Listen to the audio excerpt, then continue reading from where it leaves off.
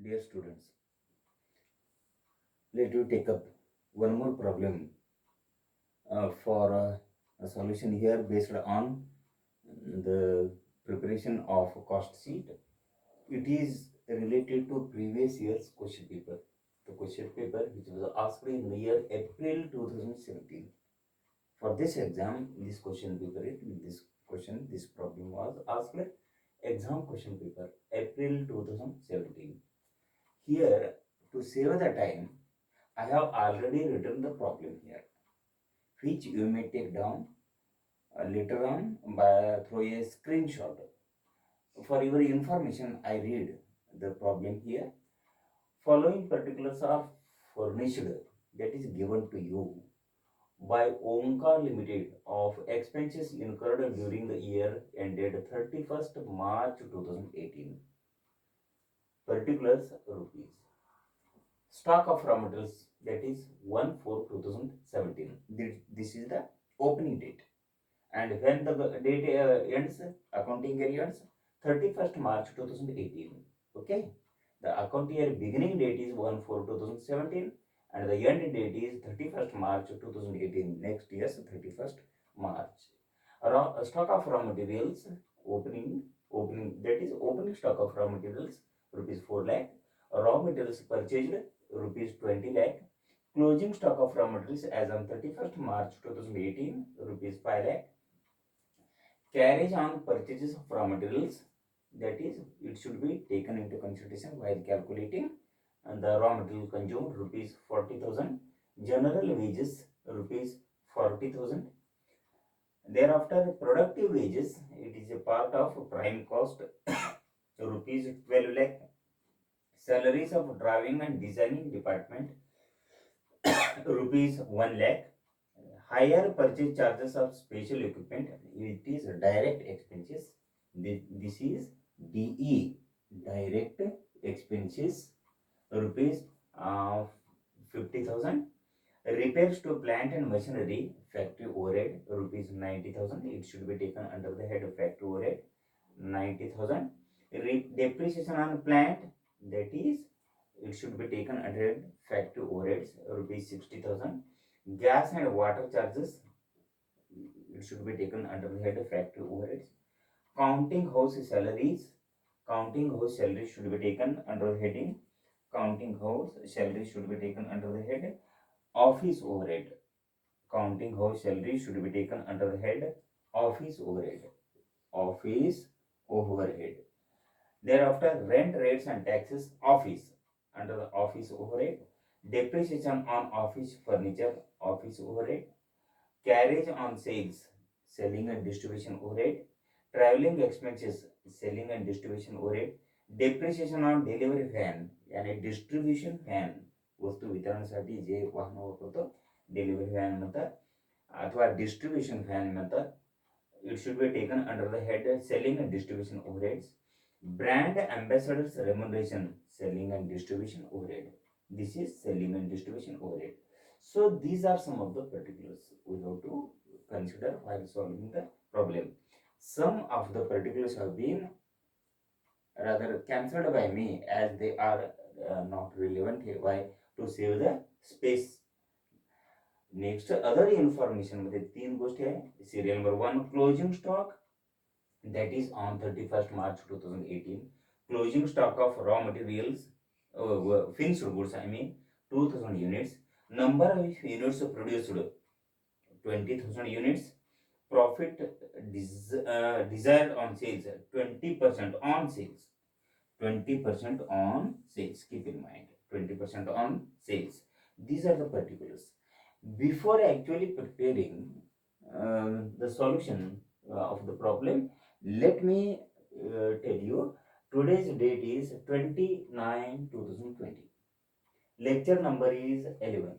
Subject is costing. Topic is preparation of cost sheet or classification of cost. Classification of cost or preparation of cost sheet. These are the particulars that you have to keep in mind with regard to this problem and its solution here. So I will repeat. हे पुस्तक मी आणि problem solution करण्यासाठी जागा करून घेतो इथे. Working note त्याच्या आधी तयार करायला पाहिजे. काय तयार करायचं, किती आहे ना प्रोडक्शन झालेलं इथे दिलेलीच आहे, किती प्रोडक्शन झालं 20,000, पण किती विक्री झाले दिलेले नाही. फिनिश्ड गुड्सचा ओपनिंग स्टॉक किती, क्लोजिंग स्टॉक किती, प्रोडक्शन किती, सेल्स किती, हे सगळे कॅल्क्युलेशन करायचं आहे. सो काय दिलेले नाही तर number of units produce sold किती दिलेले नाही. सो वर्किंग नोटमध्ये पहिला घेतो आणि जागा काढून घेतो इथं. ओके, पहिला वर्किंग नोट नंबर 1 काय कॅल्क्युलेशन करायचं आहे बघू इथे. युनिट्स सोल्ड हे पहिला वर्किंग नोट. त्याच्या आधी फिनिश्ड गुड्सचा तपशील काय काय ह्यामध्ये देण्यात आलेले आहे बघा. What are the particulars given in this problem with regard to finished goods? We have to take into consideration. First, opening stock of finished goods. किती आहे बघा, काय कुठेतरी दिलेलं आहे काय नाही. या प्रॉब्लेम मध्ये opening stock of finished goods दिलेलेच नाही. No particulars are given with regard to opening stock of finished goods in this problem, nothing at all. Hence dash. Then to this add units produced.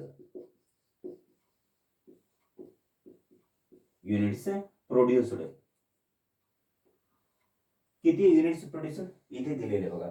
Number of units produced during the year 20,000.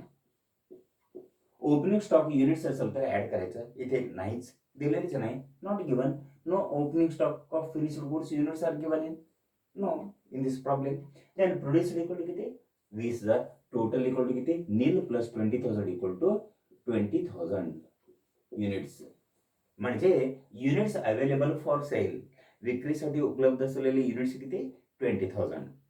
त्यामधून तुम्ही विक्री वजा करा, closing stock भेटेल, अथवा closing stock वजा करा विक्री भेटेल. तुम्हाला काय देण्यात आलेलं ह्या प्रॉब्लेम मध्ये, what information is given. Closing stock आहे का बघा कुठेतरी. Number of closing stock units equal to, हा इथे दिलेले आहे, closing stock units equal to 2,000 वजा केल्यानंतर सेल्स भेटेल, अथवा सेल्स वजा केल्यानंतर क्लोजिंग स्टॉक भेटेल लेस. इथे तुम्हाला काय वजा करायचे आहे, कशावर अवलंबून आहे, इन्फॉर्मेशन काय तुम्हाला देण्यात आलेले आहे एक्झामिनेशन मध्ये त्यावर अवलंबून आहे. ओके, आता डिडक्ट क्लोजिंग स्टॉक वजा करा, सेल्स भेटेल, अथवा सेल्स वजा करा क्लोजिंग स्टॉक भेटेल. सेल्स तर दिलेलेच नाही, क्लोजिंग स्टॉक दिलेले आहे तुम्हाला. Less closing stock units, less closing stock of what, of finished goods. किती, हे ओपनिंग स्टॉक आणि क्लोजिंग स्टॉक रॉ मटेरियलच आहे, हे अजिबात लक्षात घ्यायचं नाही. फिनिश्ड गुड्स फक्त लक्षात घ्यायला पाहिजे. Closing stock of finished goods equal to किती आहे बघा. Closing stock of finished goods equal to किती 2,000 युनिट्स. इथे युनिट्स मध्ये आहे ना कॅल्क्युलेशन केलं, युनिट्स याने finished goods. Closing stock of finished goods equal to किती, हे सगळे युनिट्स मध्ये आहे किती. ओपनिंग स्टॉक, आता सेट फॉर्म्युला काय आहे, opening stock plus production minus closing stock equal to sales, minus sales equal to closing stock. इथे इंटरचेंज करायचे. तर sir closing stock of finished goods equal to किती 2,000 आहे. हे बघा ना, ओपनिंग स्टॉक काहीच नाही, प्रोडक्शन किती झाला 20,000 युनिट. एकूण विक्रीसाठी उपलब्ध किती units for sale, units available for sale equal to किती 20,000. त्यापैकी राहिलेले किती 2,000 युनिट, म्हणजे विक्री झालेले किती युनिट्स असाव 18,000 unit, 18,000 units. Therefore units sold equal to किती 18,000 युनिट्स. ओके, वन्स अगेन बघा, हे एक अत्यंत महत्वाचं वर्किंग नोट. संपूर्ण प्रॉब्लेम आहे ना तुमचा बरोबर होईल की नाही कशावर अवलंबून आहे, या वर्किंग नोटवर अवलंबून आहे. काय कॅल्क्युलेशन करतो, युनिट्स सोल्ड कॅल्क्युलेशन करायचं आहे. युनिट्स सोल्ड आम्ही कॅल्क्युलेशन केलं बघा. वन्स अगेन कसं ते सेट फॉर्म्युला काय त्यासाठी सांगतो. Opening stock plus production minus closing stock equal to sales. आता मायनस सेल्स केलं तर दिलेलं असेल तर प्रॉब्लेम मध्ये मग आहे ना तुम्हाला क्लोजिंग स्टॉक भेटेल. आता क्लोजिंग स्टॉक दिलेला आहे त्यामुळे युनिट्स सोल्ड इक्वल टू आहे, हे अतिशय महत्वाचं. युनिट्स सोल्ड इक्वल टू किती 18,000 युनिट्स, हे महत्वाचं अत्यंत महत्वाचं. त्यामुळे तुम्ही लक्ष ठेवायचे ते युनिट्स सोल्ड इक्वल टू किती 18,000. हे प्रॉब्लेम सॉल्व्ह करताना तुम्ही लक्षात ठेवायचं आहे. हे सगळे काढतो आणि कॉस्ट शीट प्रिपरेशनसाठी इथे जागा करून घेतो. Okay, continue.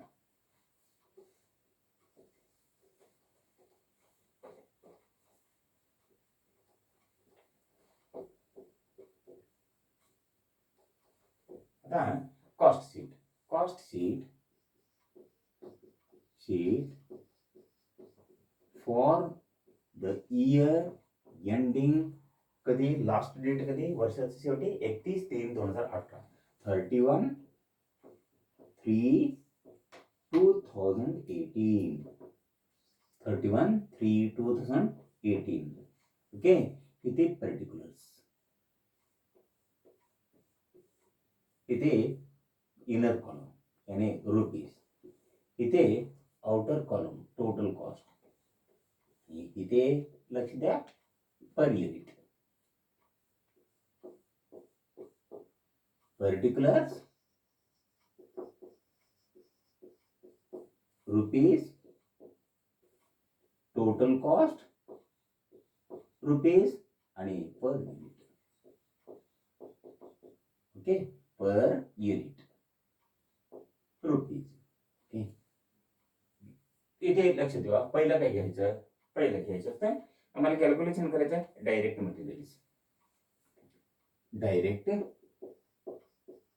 मटेरियल्स कॅल्क्युलेशन आम्हाला करायचं आहे. अंडरलाईन. कसं कॅल्क्युलेशन करायचं, opening stock of raw materials आहे, opening stock of raw materials, इथे फॉर्म्युला बघा कसं कॅल्क्युलेशन करतं. हे प्रॉब्लेम आणि इतर प्रॉब्लेम्स पेक्षा थोडं वेगवेगळं आहे. This problem is bit different from other problems. So it is very important problem from the point of view of examination. First, take into consideration opening stock of raw materials. Opening stock of raw materials. किती बघा, opening stock of raw materials equal to, given in the problem, opening stock of raw materials equal to raw material opening stock equal to on 1/4/2017 4 lakh. Here in the inner column you may write here rupees 4 lakh. Right. आता thereafter त्यानंतर लक्ष द्या, purchases of raw material, RM purchase, थोडं संक्षिप्त स्वरूपात लिहायला प्रयत्न करतो, जागा अरून लिहितो. रॉ मटेरियल्स परचेज किती, raw materials purchase equal to rupees 20 lakh, rupees 20 lakh. Okay, ठीक आहे. आता कॅरेज इनवर्ड आहे का बघा, रॉ मटेरियल्स खरेदी करताना कॅरेज इनवर्ड दिलेले किती 40,000, हे घ्यायचं नाही. Carriage on purchase of raw materials अथवा carriage inward, carriage on purchase of raw materials, purchase of raw materials rupees 40,000, carriage inward on purchase of raw materials equal to rupees 40,000. So total equal to 20 lakh plus 4 lakh plus 40,000 equal to 24 lakh 40,000. किती झाले तर 24 lakh 40,000. त्यामधून opening stock जसं add करतो raw मटेरियलचं, closing stock आहे ना त्यामधून लेस करायचं, less closing stock of raw materials, त्यामध्ये वजा करायचं. हे सगळे प्लस प्लस प्लस झालं, हे ह्यापैकी उरलेले किती वजा करायचं. Closing stock of raw materials equal to किती बघा 5 lakh, त्यामधून किती 5 lakh आहे ना वजा करा. 5 lakh किमतीचा रॉ मटेरियल्स आहे ना स्टॉक आहे 5 lakh. मग आणि किती झालं, राहिलेलं किती बघा 24 lakh 40,000 minus 5 lakh equal to 19 lakh 40,000. किती वस्तू उत्पादन करण्यासाठी रॉ मटेरियल लागलं, एवढा किती उत्पादन करण्यासाठी 20,000 युनिटसाठी. 20,000 युनिटला 19,000 अथवा इथे घ्यायचं तर तुम्ही काय equal to direct, therefore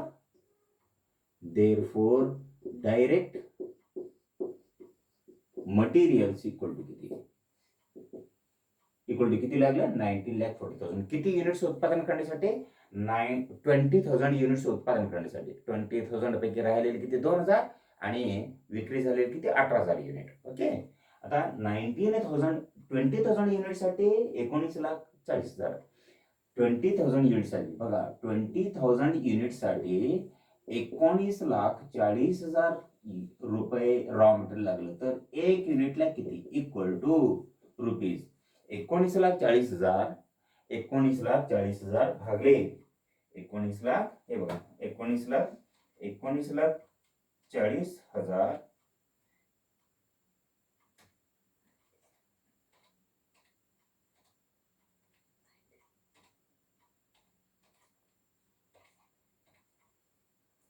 equal to 97 97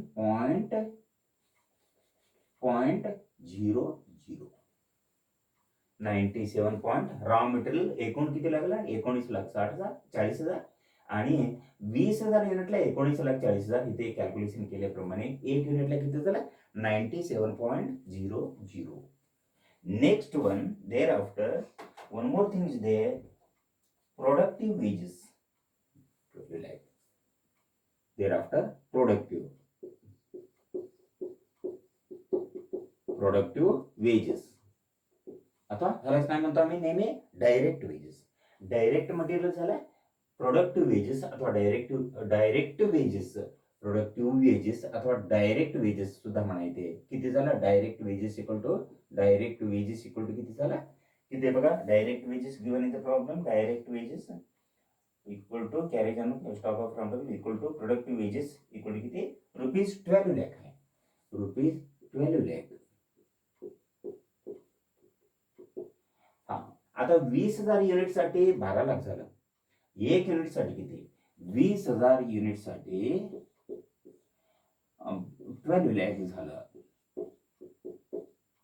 12 lakh. तर एक युनिटला किती पर युनिट कॅल्क्युलेशन करायचं आहे आम्हाला. 20,000 युनिटसाठी 12 लाख, तर एक युनिटला इक्वल टू 60 रुपये. किती ₹60 पर युनिट. आता लास्ट एक आहे प्राइम कॉस्टचा भाग आहे. डायरेक्ट मटेरियल झालं आणि प्रोडक्ट वेजेस अथवा डायरेक्ट वेजेस झालं आणि डायरेक्ट एक्सपेन्सेस इक्वल टू किती बघा डायरेक्ट एक्सपेन्सेस इक्वल टू, त्यामध्ये डायरेक्ट एक्सपेन्सेस पहिलं झालं आहे, दुसरं झालं आहे, तिसरं झालं. डायरेक्ट एक्सपेन्सेस किती बघा, डायरेक्ट एक्सपेन्सेस मध्ये hire charges of special equipment. Hire charges किती लिहून घ्या एखादी. Hire charges of special equipment. Hire charges of special equipment equal किती आहे बघा, डायरेक्टली आउटर कॉल मध्ये ठेवायचे तुम्हाला. Hire charges of special equipment equal to किती ₹50,000 आहे. किती ₹50,000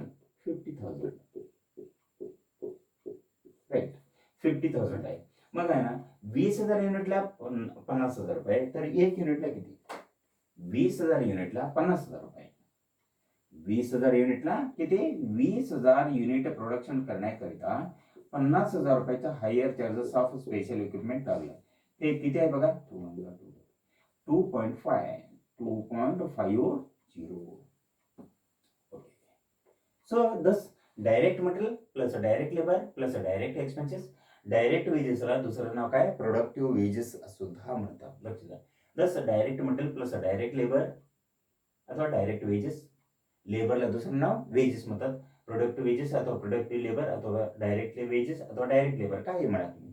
सो त्यानंतर प्लस डायरेक्ट एक्सपेन्सेस म्हणजे ह्यामध्ये याला कोणते गणना काय खर्चाचा direct hire charges special equipment equal to हे तिन्ही मिळून आहे ना काय झालं इथे. Therefore prime cost equal to किती झाला बघा. प्राइम कॉस्ट इक्वल टू 19,40,000 अधिक आहे ना 12 लाख अधिक आहे ना 50,000 इक्वल टू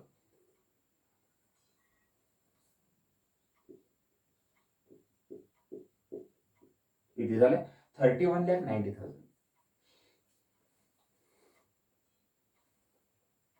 31,90,000. सो 31,90,000 किती युनिट्स ना 20,000 युनिटला 31,90,000. तर एक युनिटला इथे लिहायचं आहे क्लोज करू ना ते सुद्धा एक युनिटला किती झालं बघा, एक युनिटला किती,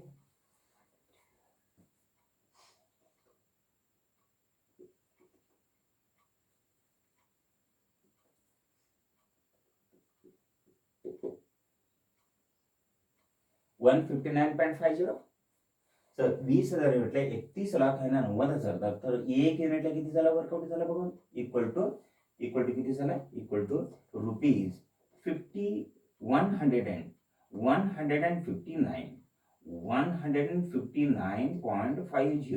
इथे सुद्धा मी टोटल केले नंतर सुद्धा आहे ना 159.50 येतो. अथवा तुम्ही कॅल्क्युलेशन 20,000 युनिटला 31,90,000, तर एक युनिटला किती आहे म्हणून सुद्धा आहे किती 159.50, 159.50 येतो. त्याला माहिती तुम्ही लक्षात ठेवायचं. सो आता नेक्स्ट आहे हे प्रॉब्लेम आहे ना 2 टप्प्यात सॉल्व्ह करायला लागते जागेच्या अभावानं. दुसऱ्या एक टप्प्याकडे आम्ही जाऊ. ते टप्पे कोणते आहे बघा, लक्षात घ्या. Add factory overhead. Add factory overheads, OH, overheads, underline. Factory overheads underline. आता हे सगळे 20,000 युनिट पर्यंत, 20,000ला कॅल्क्युलेशन करायचं एक टप्प्यापर्यंत. फॅक्टरी ओव्हरहेड्स मध्ये कोणते कोणते आहे बघा. फॅक्टरी ओव्हरहेड्स इक्वल टू किती, repairs to plant and machinery. पहिलं कोणते यामध्ये रिपेअर्स, यामध्ये कोणते कोणते फॅक्टरी ओव्हरहेड्स मध्ये येते बघा. Stock of rentals, repairs to plant and repairs to plant and machinery 90,000. Repairs to plant and machinery. Inner column मध्ये कॅल्क्युलेशन करत जायचं आहे तुम्हाला. Repairs to plant and machinery किती, 90,000. त्यानंतर repairs to plant and machinery झाल्यानंतर नेक्स्ट आहे repairs to plant and machinery. Depreciation on plant आहे 60,000. डेप्रिसिएशन ऑन प्लांट किती, ₹60,000 आहे. राईट. डेप्रिसिएशन ऑन प्लांट झालं. डेप्रिसिएशन ऑन प्लांट झाल्यानंतर नेक्स्ट वन आहे depreciation on plant. Gas and water आहे charges किती, 10,000. गॅस अँड वॉटर किती बघा, gas and water charges equal to rupees, gas and water charges rupees 10,000. Gas and water charges rupees 10,000. त्यानंतर next one आहे आता drawing office salaries. जे solution मध्ये घेतलेले नाही पुस्तकात, पण इथे घ्यायला लागते तुम्हाला ना. लक्ष द्या, सॉल्युशन पेक्षा इथे सॉल्युशन कडे लक्ष द्या. पुस्तक सॉल्युशन करताना थोडं फिगर्स इकडे तिकडे झालेले आहे, लक्ष द्या. त्यानंतर नेक्स्ट वन कोणते घ्यायचा, फॅक्टर ड्रॉविंग ऑफिस सॅलरीज, अथवा त्याला नाव काय आहे drawing office salaries. Drawing office salaries हे घेतलेले नाही, हे लक्षात घ्या. किती आहे drawing office salaries equal to, हे कोणते नावानं आहे ते, salaries of drawing and designing department म्हणून आहे. किती, 1,00,000 रुपये. हे पुस्तकात घेतलेले नाही. तुम्ही ह्याला काळजी घ्या. प्रॉब्लेम सॉल्व्ह करताना, पुस्तक रेफर करताना हे ह्याला तुम्ही घ्या. एकूण किती झाला, 4 न घेते, पण पुस्तकात आणि हे घेतलेले नाही. तुम्ही घ्या सॉल्युशन करताना. किती झालं बघा, इक्वल टू 1,00,000 अधिक 90,000 अधिक 60,000 अधिक 10,000 इक्वल टू 2,60,000. इक्वल टू किती, 2,60,000. 2,60,000 इथे. Okay, 2,60,000. Factory overheads equal to किती झालं, 2,60,000 इक्वल टू किती झालं, टोटल इक्वल टू हा किती, एक युनिटला 20,000 युनिटला 2,60,000. आता हे एक युनिटला हे कॅल्क्युलेशन करू आम्ही. 20,000 युनिटला 2,60,000, तर एक युनिटला इथे किती लिहायला लागते, इथे किती लिहायला लागते. 20,000 युनिट आहे 2,60,000, तर एक युनिटला किती यायला पाहिजे, इक्वल टू कॅल्क्युलेशन करा किती आहे बघू, इक्वल टू 13 रुपये. इक्वल टू किती पर युनिट किती येतं, ₹13.00. बघा 20,000 युनिटला प्रोडक्शन किती केलो आम्ही, किती प्रोडक्शन युनिटचं प्रोडक्शन करण्याकरिता आहे ना 2,60,000 रुपये फॅक्टरी ओव्हरहेड्स इन्कर केलं, पेमेंट केलं आम्ही. 20,000 युनिटसाठी 2,60,000, तर एक युनिटला किती आहे, equal to it works out to be ₹13 per unit. Right, 13 per unit. Right, इथे 13.00 पर युनिट कॉलममध्ये आहे. टोटल करा. इथे बघा एक मिनिट लक्ष द्या. प्राइम कॉस्ट इक्वल टू किती आहे? Prime cost equal to 13,90,000 prime cost plus factory overhead. Prime cost इतका आला, फॅक्टरी ओव्हरहेड इक्वल टू 2,60,000 आहे. therefore factory cost equal to factory cost अथवा वर्क्स कॉस्ट सुद्धा म्हणतात. फॅक्टरी कॉस्ट आता दुसरं नाव काय? वर्क्स कॉस्ट इक्वल टू किती वर्कआउट झालाय? 31,90,000 प्लस 2,60,000 इक्वल टू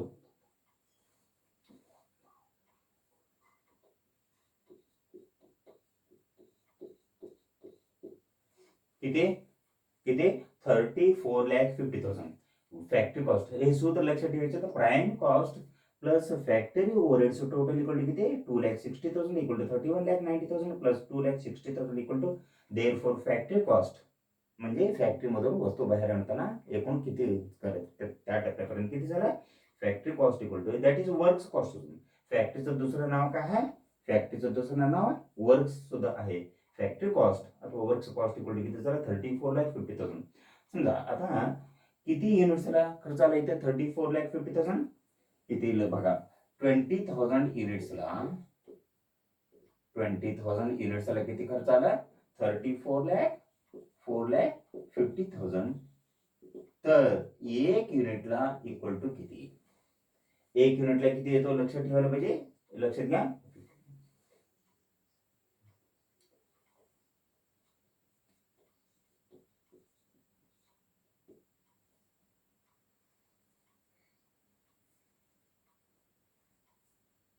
किती? 172 रुपीज 50 पैसे.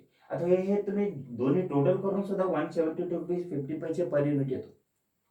172 रुपीज 50 पैसे हे रक्कम येतो. हे माहिती तुम्ही लक्षात ठेवायचं आहे. So this is one thing we have to keep in mind. So this much is sufficient today. हे तुम्ही लक्षात ठेवा. इथे आणि इथून आहे ना दुसरं भाग आहे ना सॉल्युशन नंतरच्या लेक्चर मध्ये मी कंटिन्यू करतो. इथे काय आम्ही अभ्यास केलो इथपर्यंत ते direct material opening stock plus purchase of raw material minus plus carriage inward त्याला खरेदीसंबंधी काहीतरी खर्च असेल तर टोटल केलं मी. त्यामुळे टोटल मधून आहे ना closing stock of raw material वजा करायचं आणि डायरेक्ट मटेरियल कॉस्ट किती झाला? Equal to 19,40,000. एक युनिटला 97 रुपये. Productive wages equal to 12 lakh अथवा डायरेक्ट वेजेस सुद्धा म्हणतात 12 लाख. त्या डायरेक्ट एक्सपेन्सेस म्हणजे hire charges of special equipment म्हणून आहे किती? 50,000. टोटल इक्वल टू किती झालं? डायरेक्ट मटेरियल एक युनिटला किती? 60 रुपये झालं. हे एक युनिटला इक्वल टू 2.5 रुपये झालं. Total equal to 31,90,000 prime cost झालं. म्हणजे पर युनिटला 20,000 युनिटला 31,90,000. एक युनिटला किती? 159.50 झालं. त्यानंतर फॅक्टरी ओव्हरहेड त्याला ऍड करायचं. प्राइम कॉस्टला ऍड फॅक्टरी ऍड म्हणजे कशाला? प्राइम कॉस्टला फॅक्टरी ओव्हरहेड झालं. किती? Repairs to plant and machinery झालं. म्हणजे फॅक्टरीमध्ये होणारे सर्व प्रकारचे खर्च इथे घ्यायचे आहे तुम्हाला. किती? Factory repairs to plant equal to 90,000. Depreciation on plant equal to 60,000. Gas and water equal to 10,000. Direct drawing office salaries त्या नावानं वेगळं नावानं आहे किती? 1 लाख. टोटल इक्वल टू 2,60,000 आणि 20,000 युनिट आहे 2,60,000. तर एक युनिटला इक्वल टू 13 रुपये पैसे nil. Total equal to prime cost plus factory overheads equal to total इतकं फॅक्टरी कॉस्ट म्हणतात त्याला सूत्रानुसार अथवा वर्क्स कॉस्ट म्हणतात. 34,50,000. 20,000 युनिट 34,50,000. तर एक युनिटला 172 रुपये 50 पैसे झाला. अथवा इथे टोटल करून सुद्धा सेम येते अथवा इथे 20,000ला गुणाकार भागाकार करून सुद्धा तुम्हाला सेम रक्कम येणार. ओके एवढं झालं. आता पुढच्या लेक्चर मध्ये इथून कंटिन्यू करतो. हे वरती घेतो इथं एवढंच वरती घेतो आणि नंतर आहे ना नंतरचं भाग सगळं आहे ना कंटिन्यू सॉल्युशन नेक्स्ट लेक्चर मध्ये करतो मी. Okay so that is all. Thank you. Next lecture मध्ये आम्ही कंटिन्यू करतो.